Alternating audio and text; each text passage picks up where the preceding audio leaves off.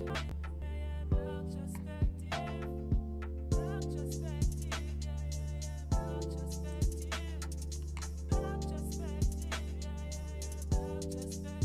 glasses have more of a shine than anybody else. I have to take them off. I don't know why they Oh, it looks better there. So maybe it's just me. Okay.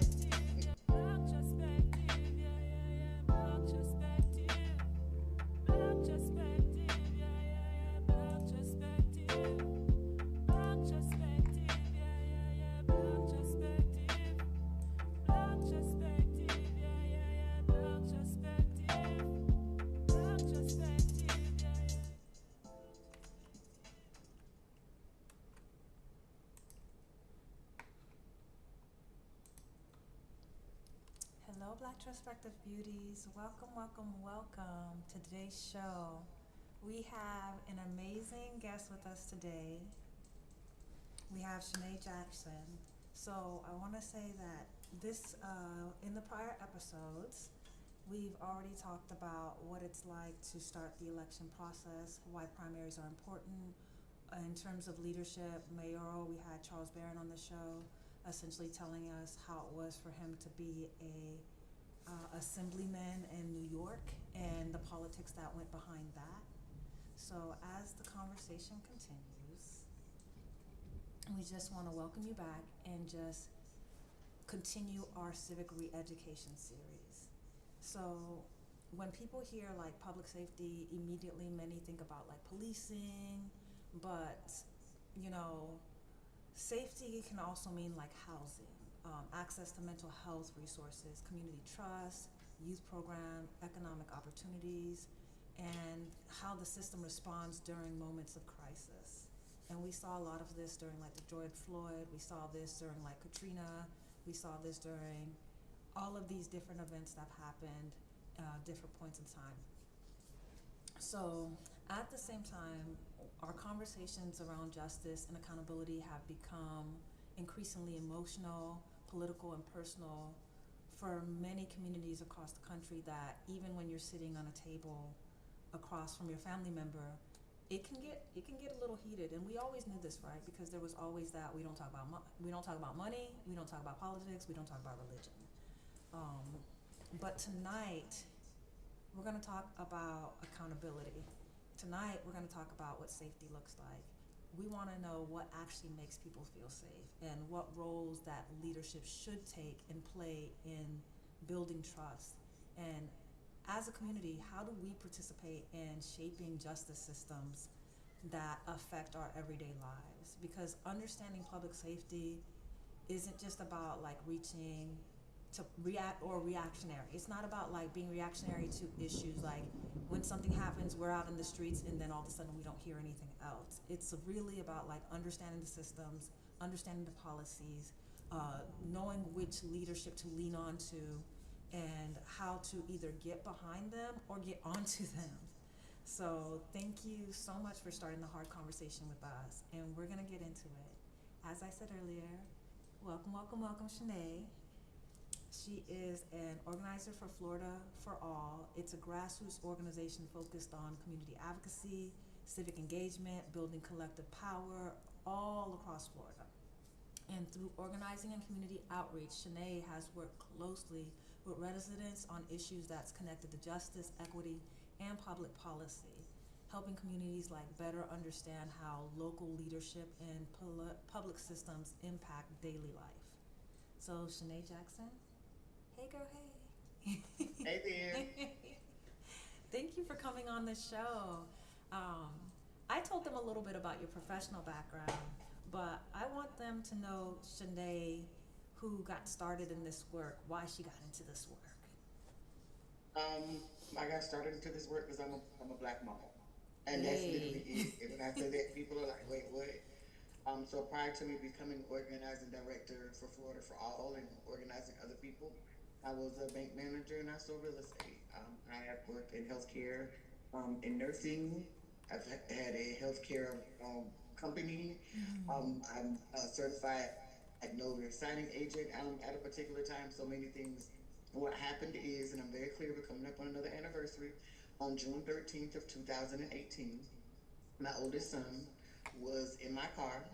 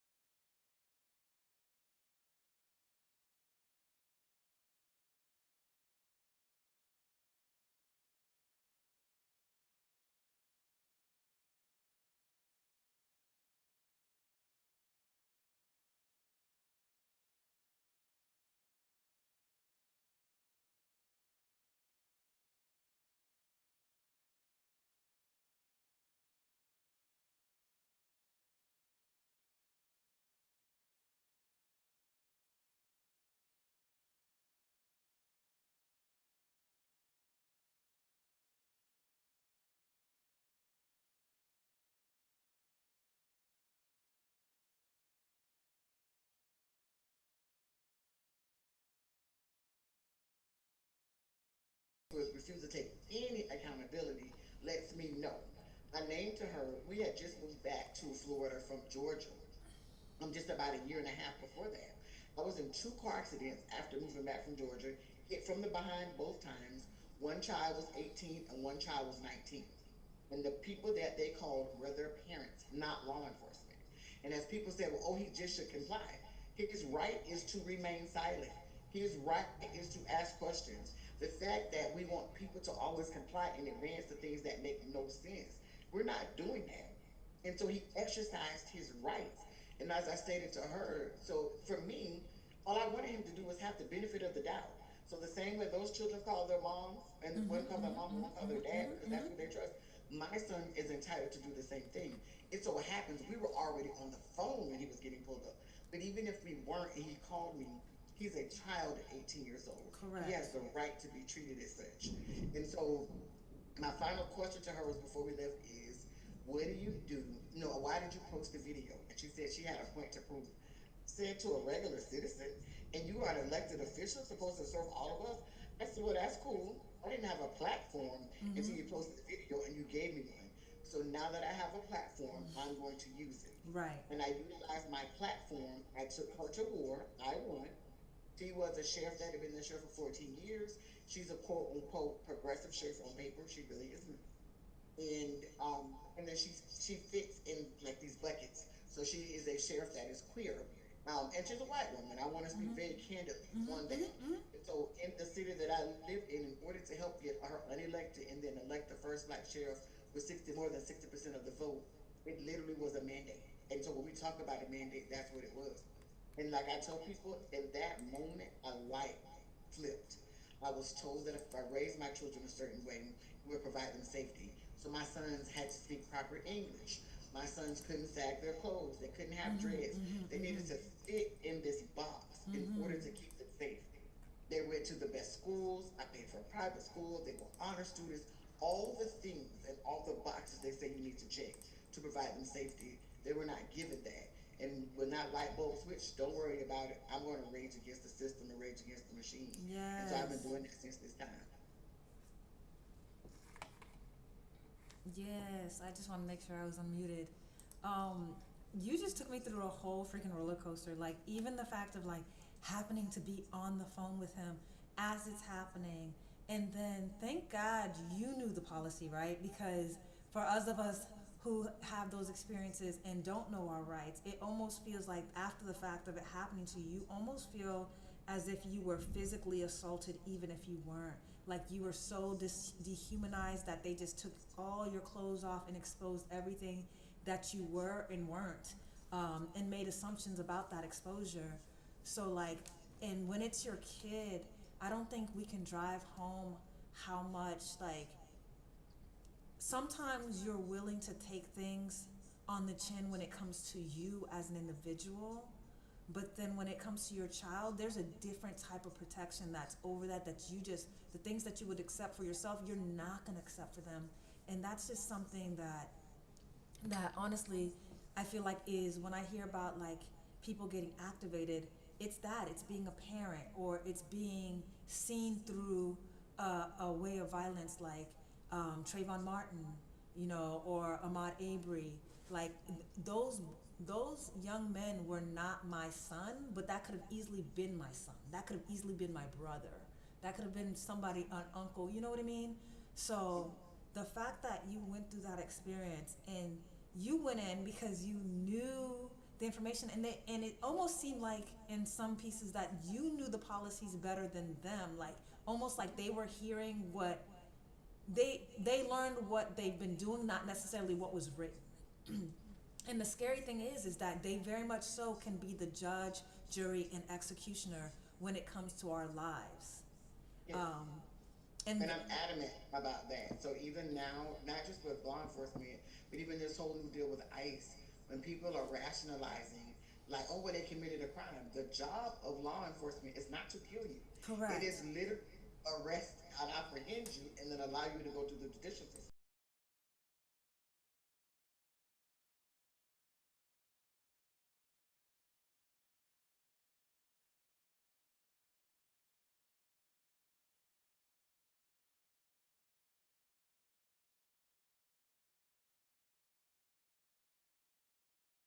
And the crazy thing is that we shouldn't have to tell you that.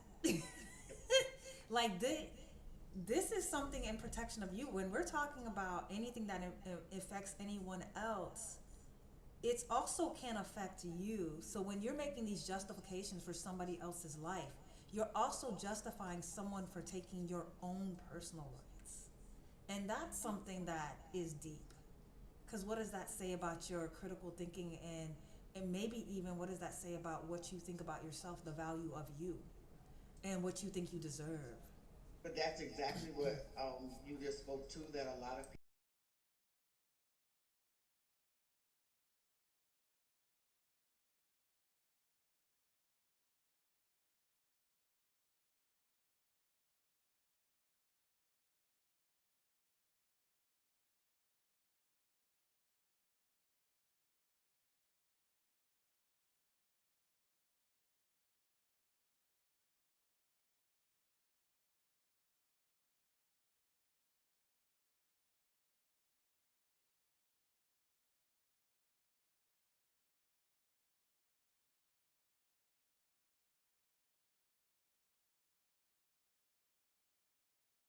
that people in that whole community.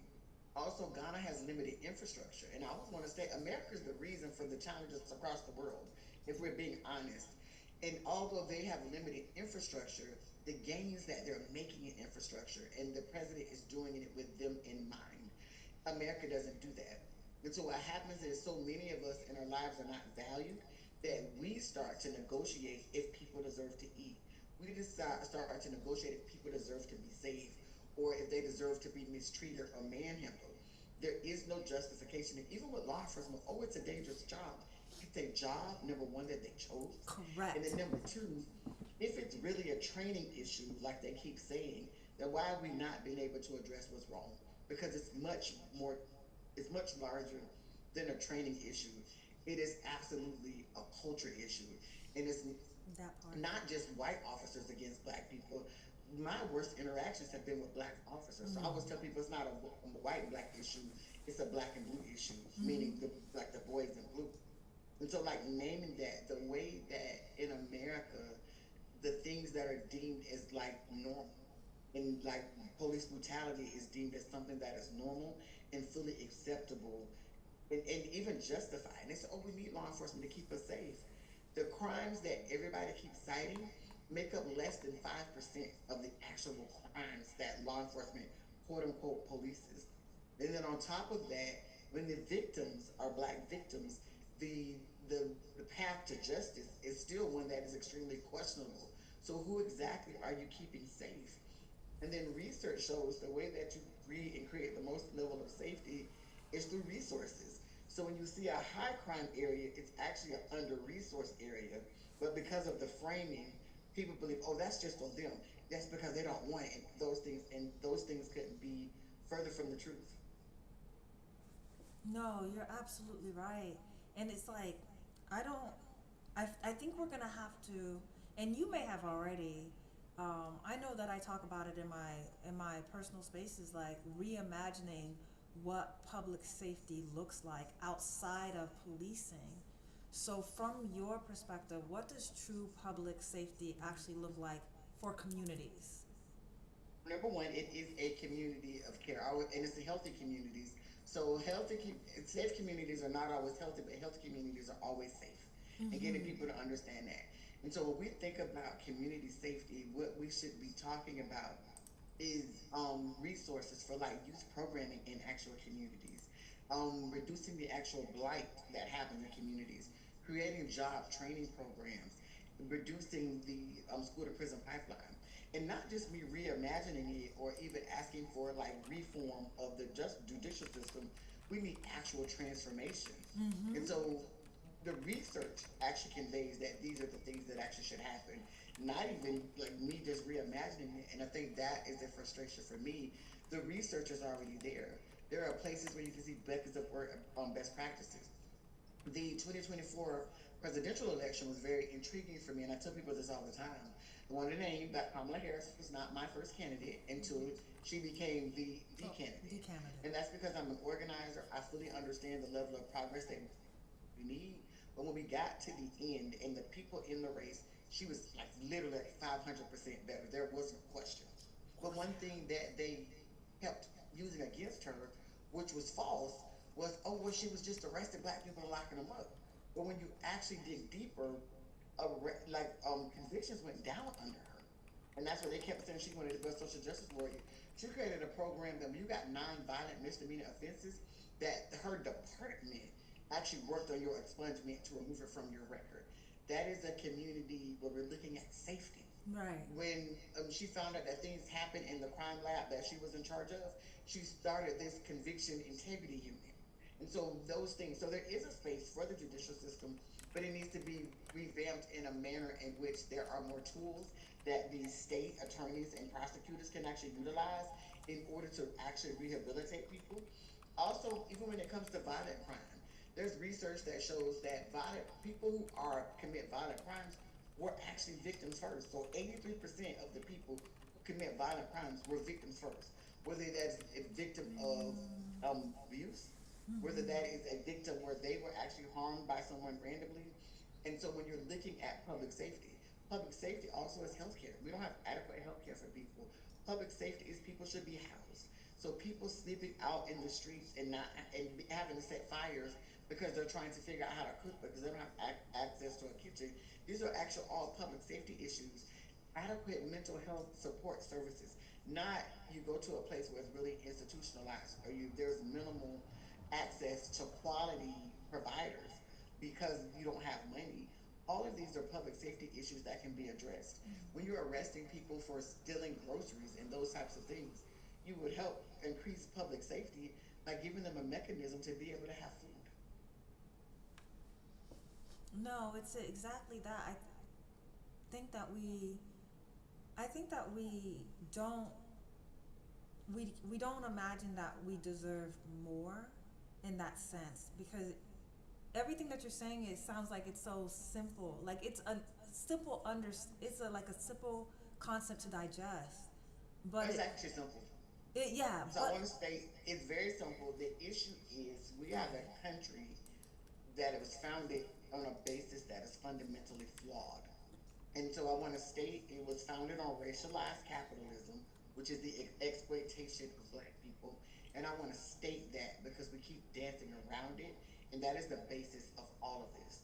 There are crimes on the books in Florida, like trespassing and loitering, that became crimes once Reconstruction took place in order to criminalize black people to put them in these convict leasing programs. Mhm. People don't realize that bail and bond actually became a thing because if you were a black person that owned land and you were arrested, you would have to give up like an acre of your land in order to be able to get out.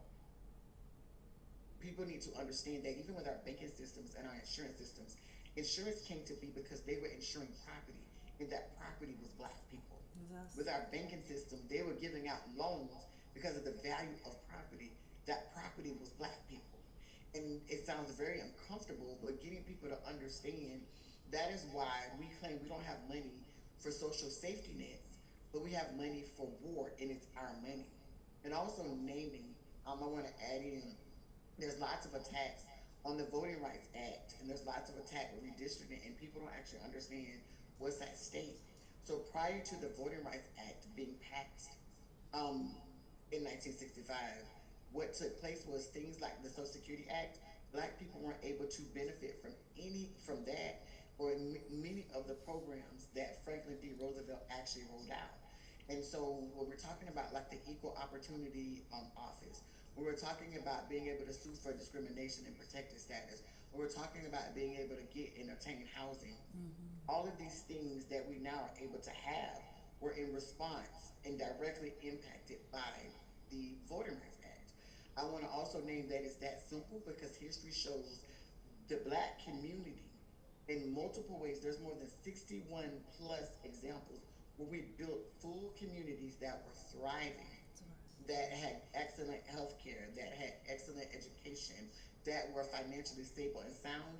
And two things happened. Either white mobs came in and destroyed them and burned them down, or the government played a role where they passed laws in order to steal land, in order to take our resources, Or like there was one town where 40,000 black people died because the people in charge didn't let them know that the flood was coming. There are zero examples of that in history since Reconstruction where black people actually did that. But we've painted the picture that even when it comes to quote unquote ghettos, black people weren't even permitted into subsidized housing or any of those things Mm-hmm. until recently. And then what they did is they systematically disinvested in communities. So it's actually that simple because it shows that when you make meaningful investment that is consistent, that Mm-hmm. literally many of the issues you have with crime and safety correct themselves. So ask yourself, number one, why would you go all the way around the circle instead of going straight through the middle to address the thing unless you don't want to, and you don't want to because you want to be able to incarcerate people. You the fact that we are building prisons and determining how many beds they need by a child's third grade test score means they don't want our children to thrive and be successful because they want to push them to the private prison system.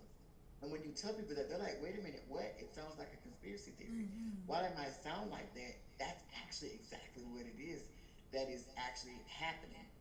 And so, and then getting us to understand we should be holding government accountable for building things like food systems because it's our money that they're utilizing. We should be holding them accountable for things like everyone being entitled to adequate housing. If you look in New York, with Zoran Mamdani, who's been the mayor for 4 months, he came in with a $12 billion deficit, and he's already balanced their budget. And the things that he prioritized was renters' rights and an actual department that people can go to as a level of advocacy. He taxed rich people their second home, the homes that they don't even live in, and then helped to balance his budget. He now has universal pre-K. They already have for 3 year olds, and now it's going down to like 2 year olds. It community grocery stores keeping grocery costs actually down. Free buses. So the things that everyday people actually utilize is what he addressed. And they'll say, well, oh, it's a city, but that's different than running the country. New York is larger than 35 of the states. Yes. And so when we're talking about and looking at it's the largest city in the country. So we can absolutely learn from those things. And it's one of the reasons that neither party wanted him to win because his win and his success actually puts both parties on notice because people can understand that there absolutely is something that is better. And they can understand when we make excuses, like in police budgets, they have tanks and helicopters, but then Boats. even if you have, yes, a co-responder, which is like a mental health responder, Yeah. you said, oh, I got two of them for 7 days a week, 24 hours a day. So that's not an actual meaningful investment. You have them there to check a box and say we did a thing, but you didn't do a thing to set it up, or set up a structure where you could actually be successful with the thing that you're doing, and that is absolutely on purpose. So I wanted to. So going back to Mandani, did he take money away from police department? Because I know that we spend, specifically in Central Florida, we spend a lot of money of our tax dollars with the sheriff department, police. So how was he able to reallocate that and spread it out in a way that's actually meaningful and impactful for the community? So literally, no, the money that he took, why is reallocated? He didn't take away from police departments to create these things. He taxed the rich. He And he taxed didn't the tax rich. the rich from their day-to-day stuff. He only taxed their second home that's worth more than $5 million. Wow. That's all he did. And then he Wow. prioritized free buses. He prioritized childcare. And so there is research in many states that are doing, even when it comes to childcare advocacy, that in some states, like there's like 59 and $60 billion out of some state economies from when people actually can't work. Because people having the ability to go work actually causes economies to thrive. And so investing in free childcare actually benefits Correct. communities.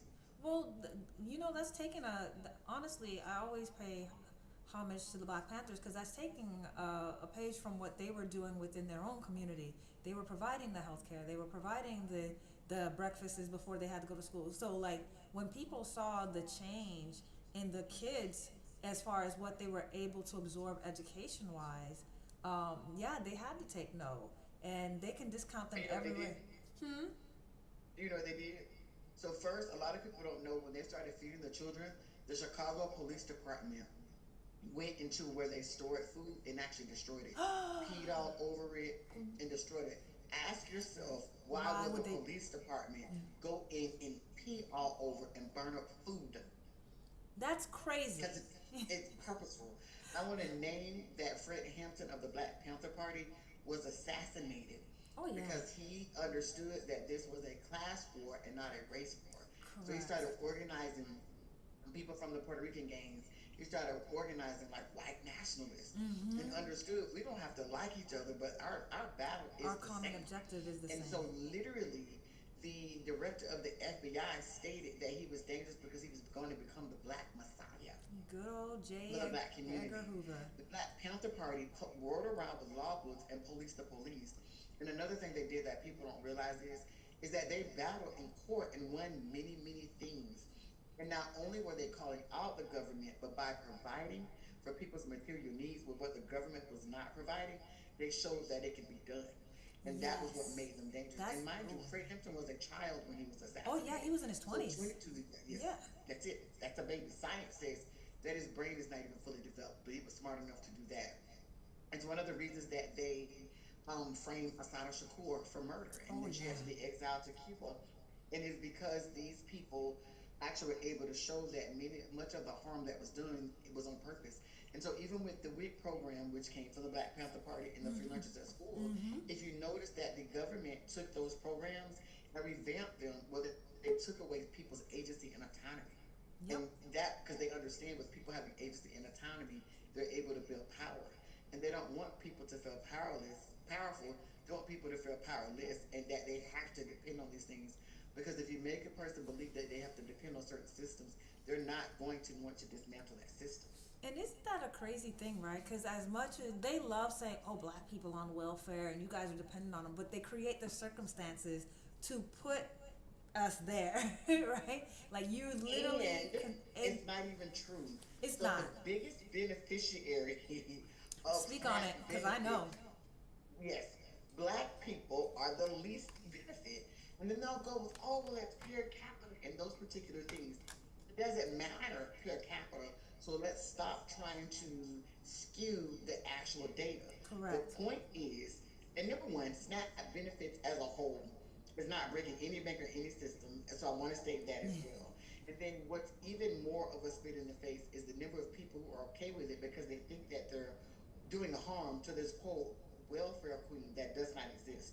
More than 70% of people that receive SNAP benefits actually do work. And then out of the remaining amount, you have older adults, you have people with disabilities, you have people taking care of children, you have people taking care of children or older adults with disabilities. Mm-hmm. And then people say, oh, well, there's fraud. Well, the numbers for fraud is less than 4%. So we're going to punish 96% of people for what 4% of people do? It Correct. does not make sense. And then when you look at the actual SNAP budget, so most recently it was like $94 billion. Mm-hmm. Well, the Department of War or Defense or whatever you want to call it spent 93, almost $94 billion in 1 month. And it's so disgusting. He spent it buying the exact same thing that they keep saying we're buying: snow crab legs, lobster tails, shrimp, donuts, snacks. It's so disgusting. Oh my gosh. Oh my gosh. I don't even want to get started with that because that right there is just the hypocrisy. And it just like, and it's like the more you open up your eyes, the more you see, like, I don't know, it's almost like whatever they know they are, they have to like deflect and say it's someone, it's another group. And then I don't know. It's almost like the bait and switch, the distraction. Like let me say that he's eating the cookies while I'm over here stuffing my face with mounds of cookies. So, That's exactly what it is. and If this I'm is pointing the finger at you, then you're not realizing it's pointing back at me. That's exactly what it is.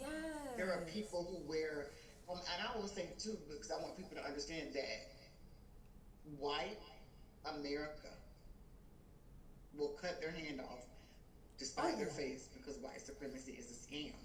And what has been sold to them by the rich that yes, your situation might be bad, but at least you're not black.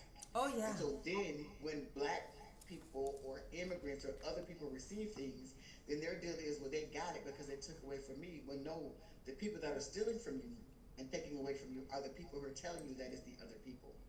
And it's that I use the example in St. Augustine, Florida, when they opened up and integrated the pools, and white people didn't want to actually be in integrated pools with other people, so they literally poured acid in the pool and literally shut the pools down, where they themselves couldn't even benefit from it, literally because they thought that it would be a harm to black people.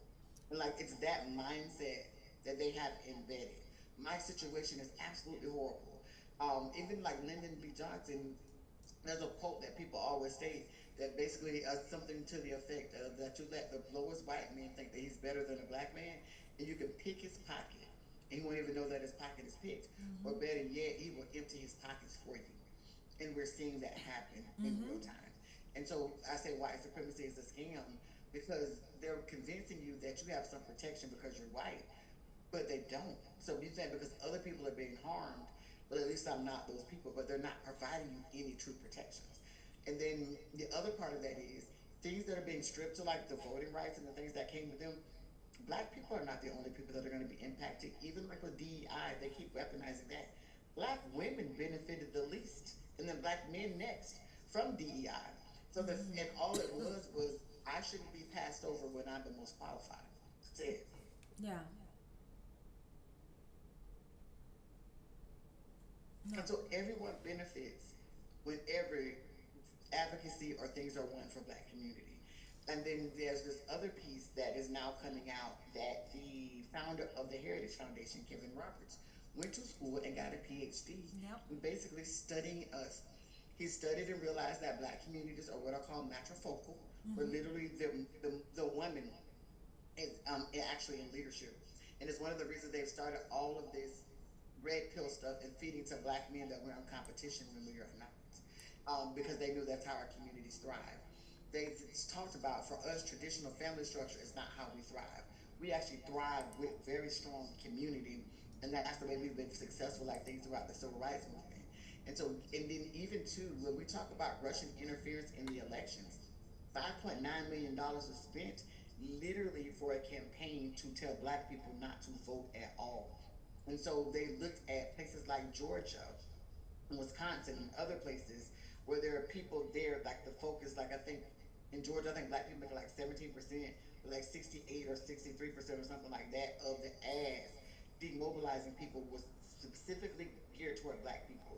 They have like hundreds of pages with over like 600 videos of like police brutality and all the harm that's been caused to black people to demobilize people, and then hashtags like I won't vote, will you? They had fake pages like Black Lives USA, and other things like woke blacks and those things. So people really think that they are woke when they're now disengaging in voting rights and not realizing no, you've been actually utilized as a pawn. And Correct. so it's like it's those things. Like and then it's uncomfortable because when black people say, "Well, I'm staying home," this is their fight. It's always about us. So whether we like it or not, this is our fight. We don't get a choice to sit out. No, We really don't. And that's the part that's disheartening because when we go out there and they say you don't vote and it's like, do you care about your utility bills? Do you care about your electricity bill? Do you care about the things that impact your day to day? Because you sitting out is saying that you're okay with your everything rising. Like in Florida, in terms of insurance, insurance is almost a scam to get here. Like all of it is. it's a scam here because All of it is. So we are 47th or 48th, depending on the data and affordability. It takes a single person in Florida to live comfortably, just okay, needs to make about $95,000 a year, and a family of four needs to make about $226,000 a year. The reason that insurance is also a scam is because then you're forced to get insurance through the state agency, and so they're benefiting. I want people to really be clear that all of your issues in your day-to-day life, from your kids' schools to your utilities to rent or mortgage affordability, can be solved even after our state legislature gives away tens of billions of dollars. I mean, to like the tune of anywhere between 16 and $18 billion every year to corporations. We still always have a surplus, and our surplus is like $14 billion, $17 billion, like numbers like that. And then I also want people in Florida to understand it doesn't matter if you're a returning citizen, which is a person with a felony conviction on your record. It doesn't matter if you are an immigrant that's documented or undocumented. We pretty much drive Florida's economy through our sales tax. So the people that fund this state are the people who are least taken care of. And then much of the laws that are being passed is for millionaires and billionaires. Florida is now number three in the number of billionaires that actually live here. And they moved here because of all of the laws that are in their favor Mm-hmm. at the expense of everybody else. They're going to legislative session, whether they're now, but they're voting on the budget tomorrow. But Monday, and maybe up to Wednesday, they have a proposal on the floor to get rid of property tax. And people, it's really, really popular, but people don't actually understand what is happening. So first of all, the biggest portion that you pay in property taxes is for schools. So number one, they're already defunding schools through these voucher programs. They've in essence created two school systems, and then there's $400 million that is missing, and no one knows where it is, and no one's asking any questions about it. But then the other part of as they're doing that is shared services. So we're talking about your fire rescue, your police, and different things. Now those things are in jeopardy of being cut because of these property tax closures. Also, schools share these services where they share the cost with other people. So if these other people are not defunded, schools are going to have to pick up the burden, and they don't have the capability to be able to do so. And so that, and the issue is the reduction in property taxes that you're going to see is going to be very little, if any. And then you're going to see increases in like utilities and other places, so you're not going to see it. And then also, while it might be small reductions here, the amount of revenue that is lost as a whole is actually very detrimental. And people are not seeing that particular part. Jeez. Because when you first said that they were going to vote on the property taxes, of course, like if I hear, oh, I don't have to pay property taxes, which is like 2,000, 4,000 a year or something, depending on your house, right? I'm like, oh, that's great. But Hospitals are going to close, there's a schools catch. are going to close, Correct. and then services like fire rescue and police. And what's Correct. interesting, people will argue you down and don't do this work.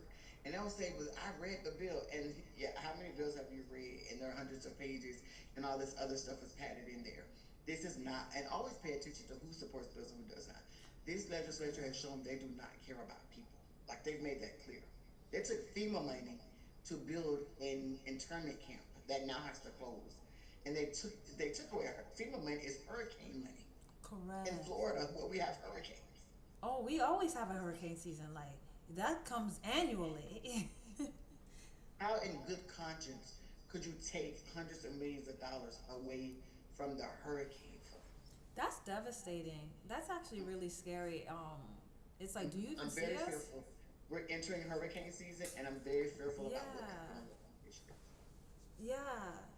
So then, for me, that okay. So then, who do we hold accountable, right? Like, when it comes to looking at like our government, and let's take it a little bit more intimately, like our local government. Who do we hold accountable for this? Like that, you started with the local government because that's where you have the greatest level of power. And I want to also name that because this state does a lot to do what's called preemption. So that means that if a local government does something, our state will go back and say, well, as a local government, or you can't do that. And while they do that, there's so many things that can still be done. And so it's not even just about holding people accountable. Like they are capable of doing and building something different. So, for example, in Orlando, they passed an ordinance to to stop ICE detention centers from being able to be built there. That's something that if officials actually care about you, they can actually do. Mm-hmm. In Orlando, they did pass rent stabilization to stop rents from skyrocketing. And then what happened is the state legislature came back and said, "Oh, you can't do that."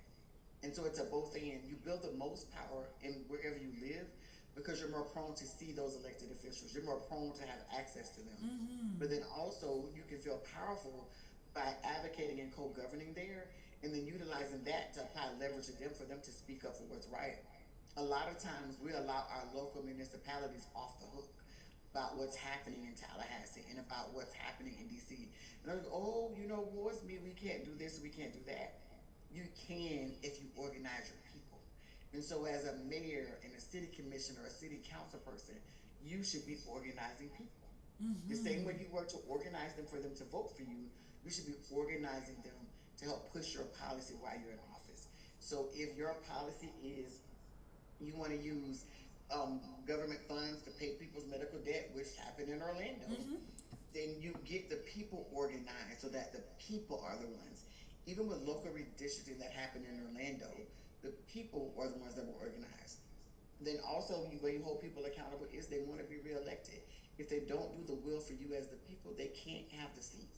And so Mm-hmm. that's getting people to understand you're giving away such a great level of power by not voting, when literally it's so much easier to pull the levers that you need for your community and for the people that you love if you actually get involved. And then also with accountability, it depends on the seats. There's a school board that you can hold accountable for the school system. There is the property appraiser that you can have as it relates to properties being appraised. There's a tax collector when we talk about fines and fees, it's taxes. Depending on your county, if there's a county commission, and then if you have a city commission or a city council. And so there's all these different levers, and so many of the sheriffs are elected seats that can actually be pushed. And because people are not engaged in the voting process, they don't realize that when it's like, oh, they're going to do what they want to do anyway. It's because they listen to the people that show up and vote because they want to be reelected. And I want to drop a every local community has a commissioners meeting where the commissioners meet and it's open to the public. Find out what day that is in your community and show up, because absolute everything that Shanae's talking about in terms of presence is not only on election day. It's not only for us. It's August 18th. It's not only at that time for primaries, and it's definitely not in November.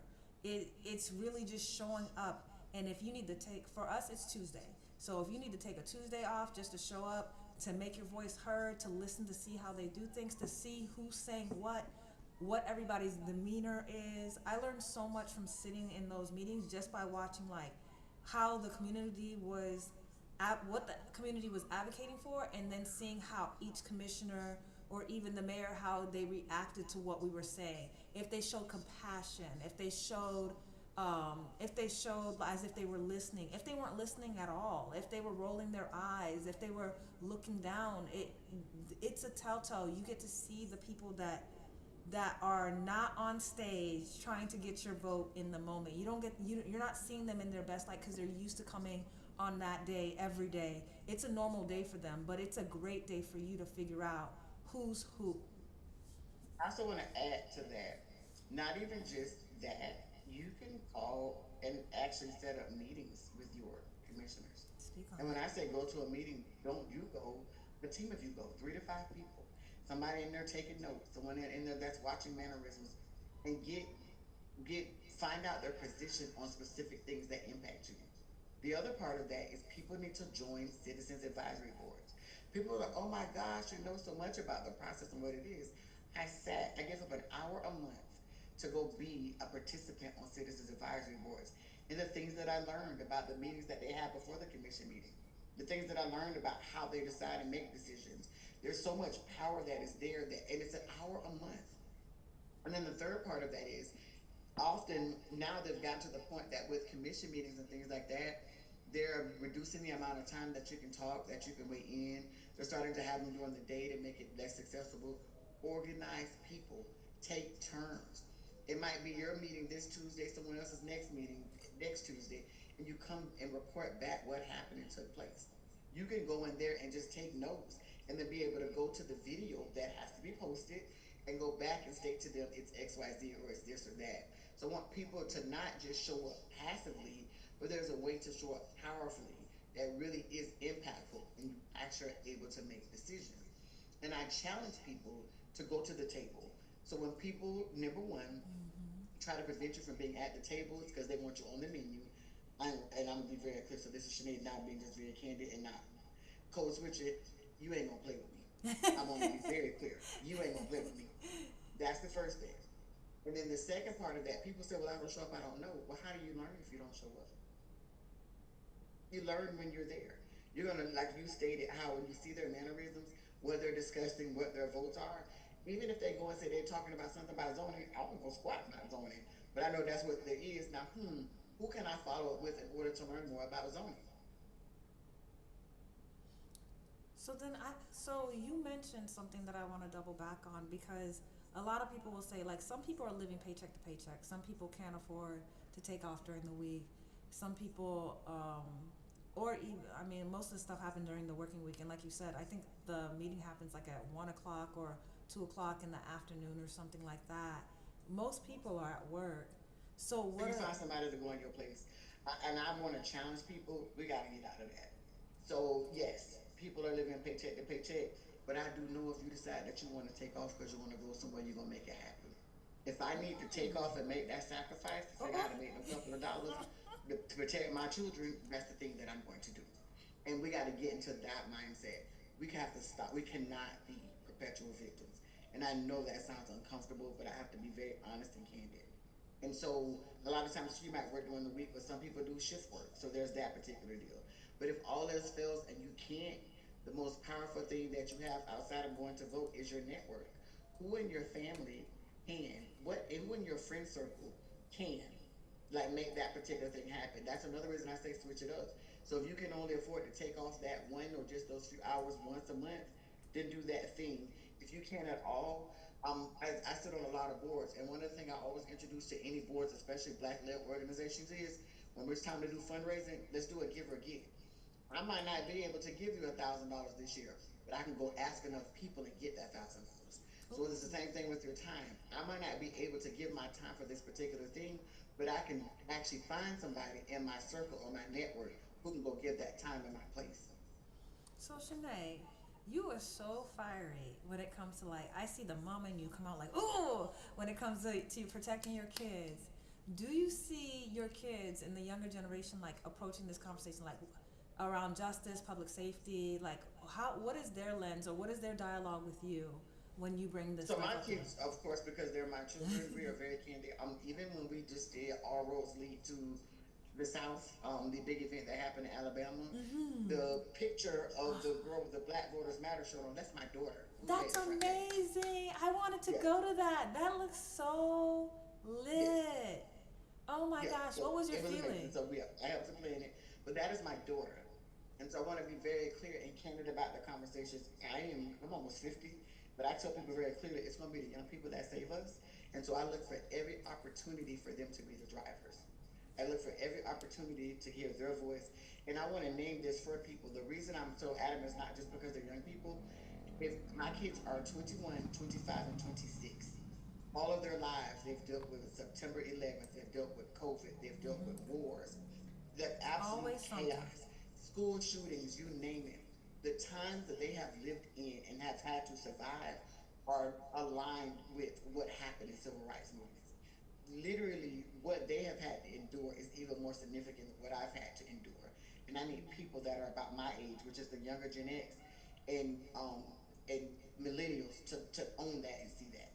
And when we own that and see that, we can stop thinking that we have all the answers and allow them to say, no, this world is not the same as when you came up. This is the world that we live in and we dwell in, especially now with AI and with tech and with social media and like all the things. And so for me, that is the reason that I believe that they're going to save us, not only just because of their boldness and their lack of fear, but because they are the ones who's had to experience the world the way that it is, and they have not known any difference, whereas we have. Okay. That is fantastic because in terms of that, even as you're taking that, I'm like, oh my gosh, with millennials, we got to see the rotary phone go into the big cell phone blocks, go into the beepers, go into go into AOL, the dial, and now here we are, AI at its finest. So I know we're like 5 minutes out, so I have to wrap it up. Before you go, I have a couple more questions for you. The first one Okay. is, as voters prepare for upcoming elections and primaries, what kind of questions should they ask the candidates about public safety and justice leadership? So not even just before they even get to the point of asking the questions, they need to. Their first is they need to ask them, show them their track record. So you can preach to me all day long that you are an advocate for public safety and those particular things, but your actions are always going to align with your words if that is genuine. It's not just a part of a campaign platform to get elected. So show me your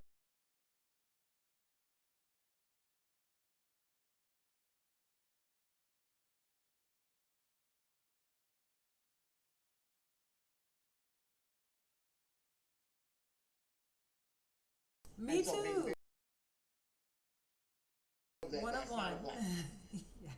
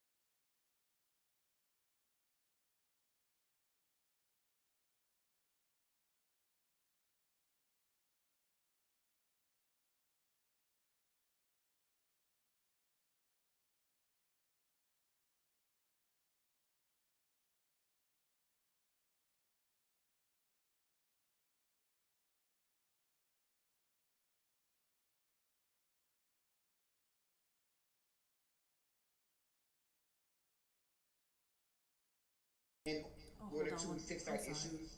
I'm sorry, I was muted. Let me ask that question one more time. Okay. As an organizer working closely with communities across Florida, what has this work taught you personally about leadership, safety, and the power communities already have?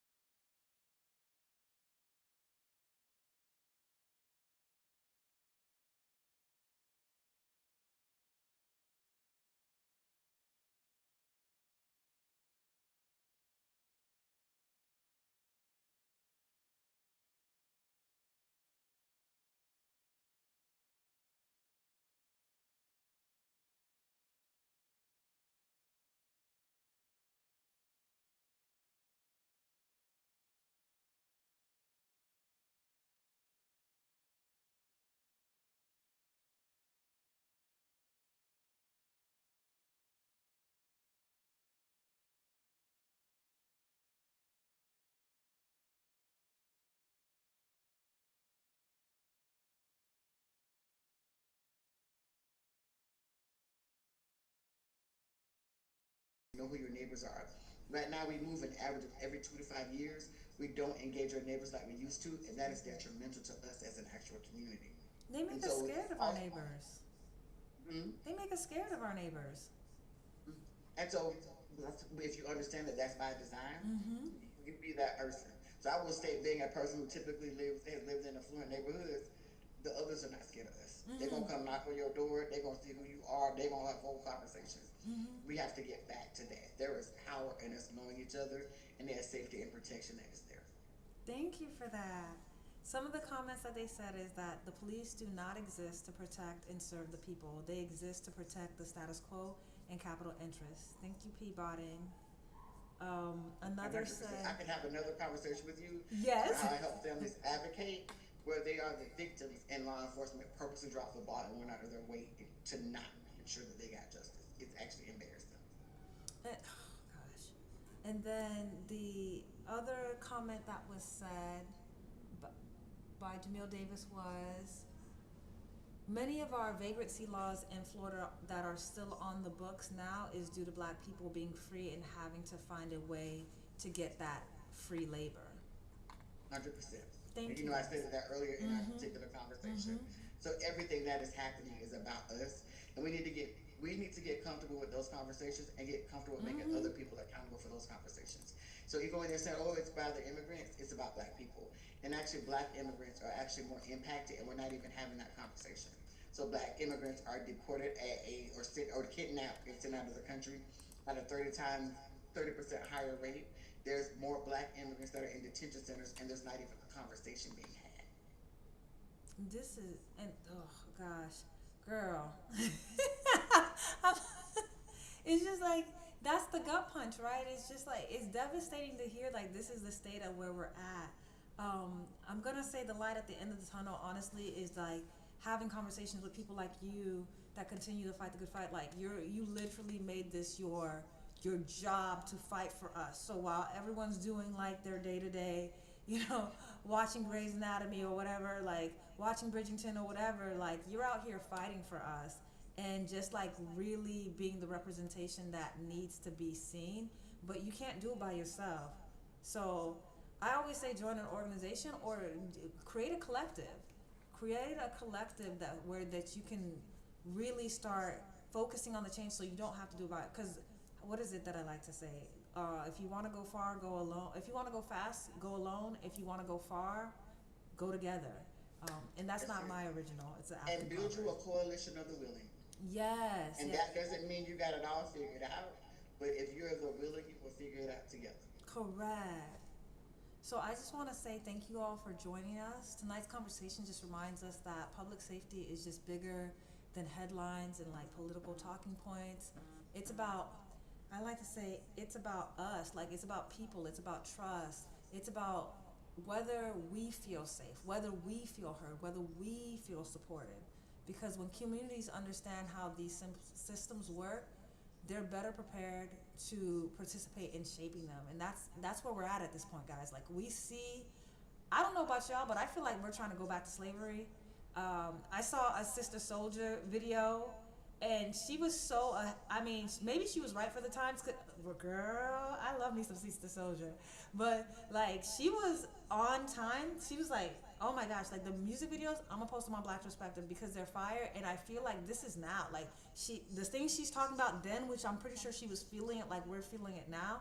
We're feeling it now again. Like it's a revolving door, and something Go has look to at change. not just her music videos. Go look at interviews. Go Oh, I look up Sister love her Soldier. interviews, girl. I just introduced my nephew, and now he's like, can we watch Sister Soldier today? And I was like, yeah, yes, of course.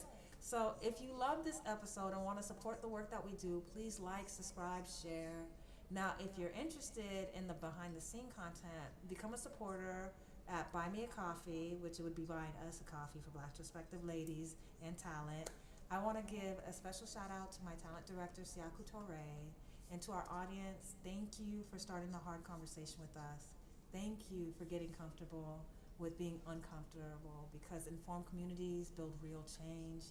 Please stay informed, stay empowered, and as always, love peace, support Black businesses. Okay? You know, I got to put them in there. Support Black businesses. Thank you all.